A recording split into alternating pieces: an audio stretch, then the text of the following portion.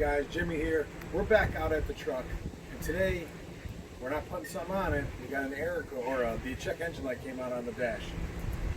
You wouldn't think you'd have on something this new, but it is a known code. It's that P2200 and the P220E, or no, yeah, 220E.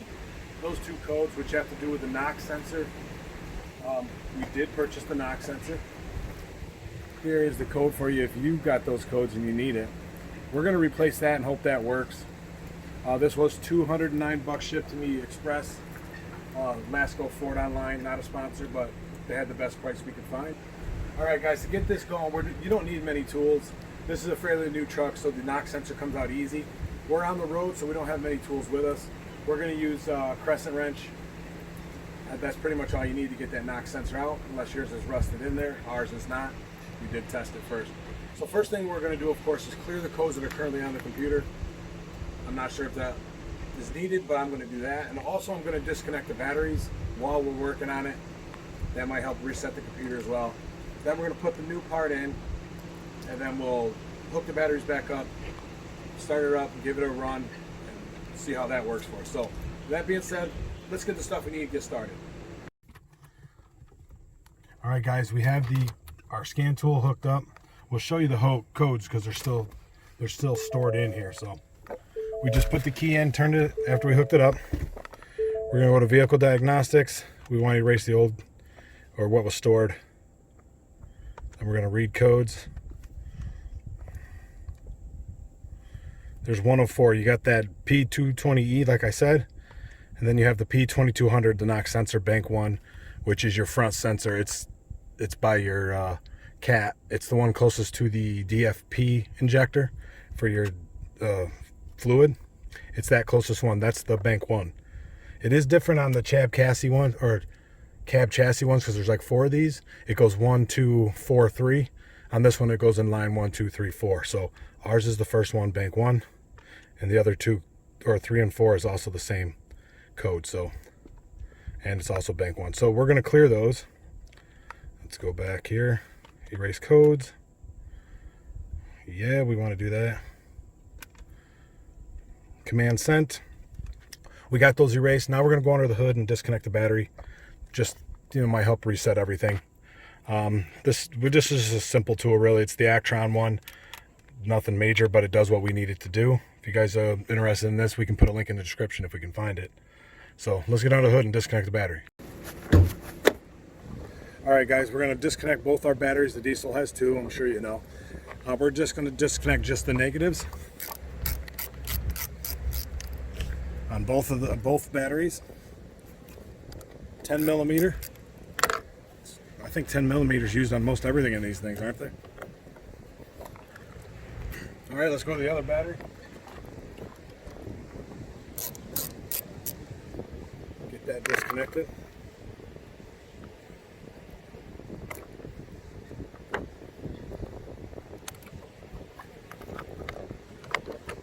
As you've seen in our previous videos, we did put the S&B cold air intake in here, so our battery might be shifted a little different than yours, but they're in pretty much relatively the same area.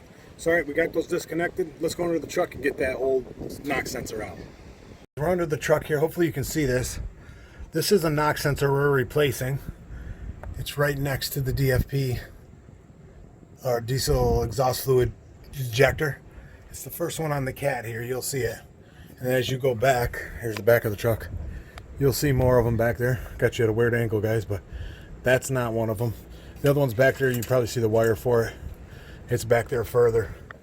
So that's where that sensor is. Get you on the outside.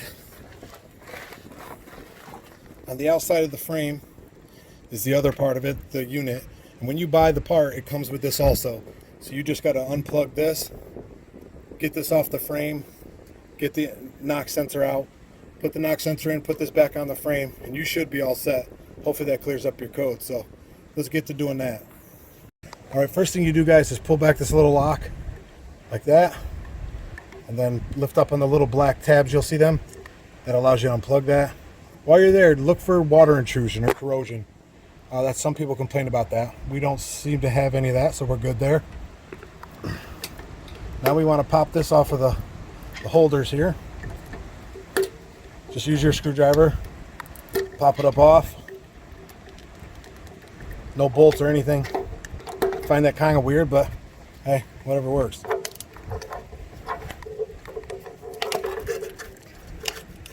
And we got to get this up and around this plug here.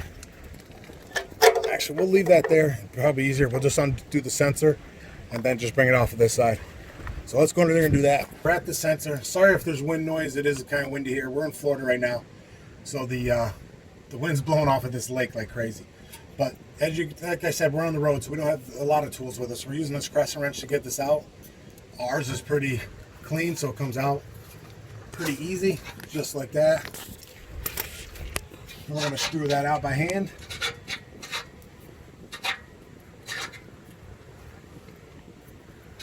And I inspected this previously with them lights to make sure I didn't have water intrusion or corroded wires or anything like that where it might burnt on the exhaust parts or rubbed through the sheathing.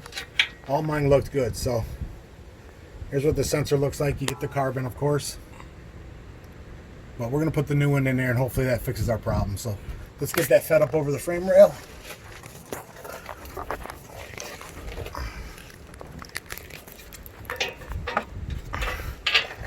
There we go. We'll just shove it over there. There might be one more holder. Let's see that from the outside. There's one more holder up on the top part. You guys can't see that. I can't even see it. I could just feel it.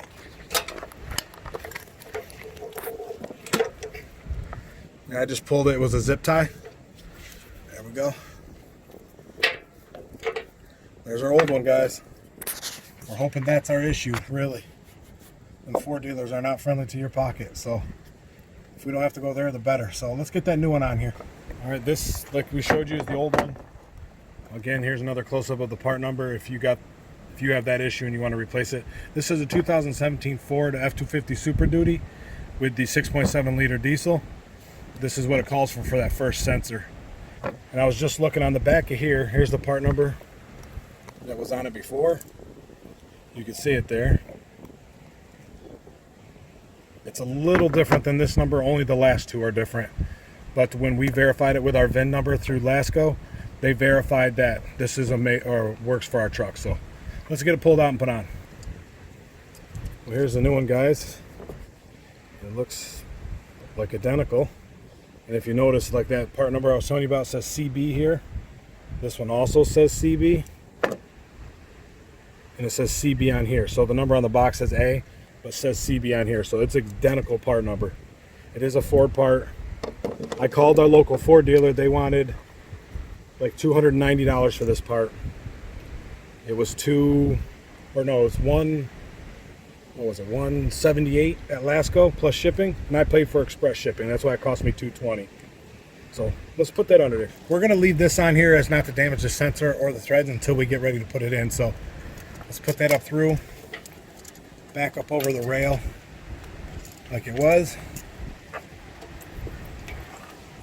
Reach behind there, make sure we got it. There it is, hanging down there. So, and if you see here on the wiring harness, it comes with the new thing to put in that hole up top.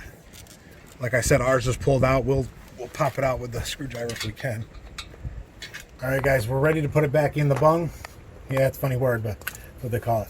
So we untook the cap off now. We're just going to screw it into there. It comes with like a grease on the threads already, makes it going really nice and easy. Get your wrench on there. Like I said, I'm using this, but it doesn't have to be super tight, just so it doesn't leak.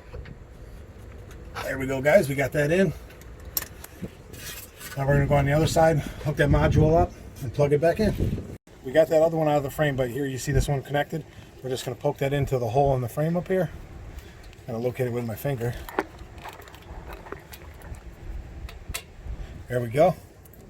Mount these back on these tabs here. That's it. And then, like I said, plug it back in. Make sure it's on there nice all the way. Plug that lock back on. That's all there is to it, guys. It's replaced, so hopefully that all works. We're gonna hop in the truck, give her a long drive, see how that works. We'll get back with you, let you know how it worked out. Of course, guys, I'm sure you know this, but hook your batteries back up before you go on your test drive. All right, guys, we're back after a pretty sizable trip with this. We think we got it taken care of. We have no dash lights on. Here, check, take a look. No dash lights on. We're good. So hopefully that fixed our problem for good. We don't have to worry about it. It is a pretty easy job. If you guys are interested in doing it, let me know if I can help you. Hit us down in the comment section. We answer everything. And then we'll leave links also in the description to the parts, the tools that we used if you're interested in doing this job for yourself. It'll save you a heck of a lot of money than going to the dealer. So with that being said, guys, like, comment, share, subscribe, all that good stuff. And until next time, try something new.